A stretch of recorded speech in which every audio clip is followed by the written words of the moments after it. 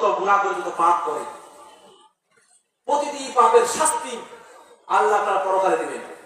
কিন্তু দুইটি পাপ করলে, দুইটি পাপ যখন বান্দা করে, এই দুইটি পাপের শাস্তি আল্লাহ দুনিয়াও দিবেন, আখিরাতেও দিবেন।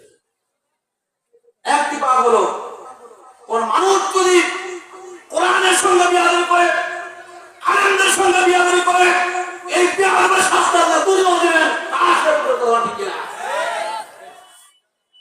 আর দুই নম্বর হলো, যদি কেউ পিতামাতার সঙ্গে বিয়াদবি করে, পিতামাতার সঙ্গে কেউ নাফরমানি করে, এই বিয়াদবকে আল্লাহ তাআলা দুনিয়াও লাঞ্ছিত করবেন, আখিরাতেও লাঞ্ছিত করবেন। ঠিক কিনা?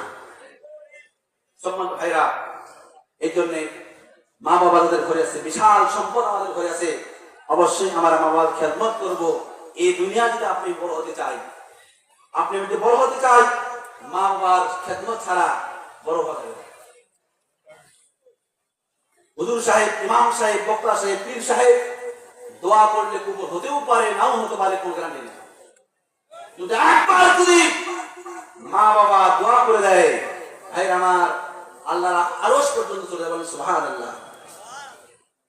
ভাই আমার, ইন্না আল্লাহ তাআলা বলেন, ওয়াকাদা রাব্বুকা আল্লা তা'বুদু ইল্লা ইয়্যাহু ওয়া বিল ওয়ালিদাইনি ইহসানা।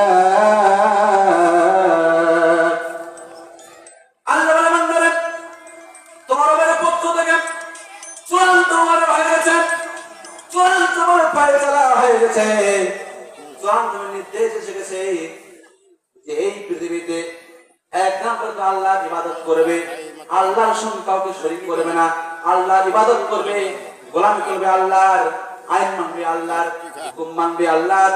এই জমিনে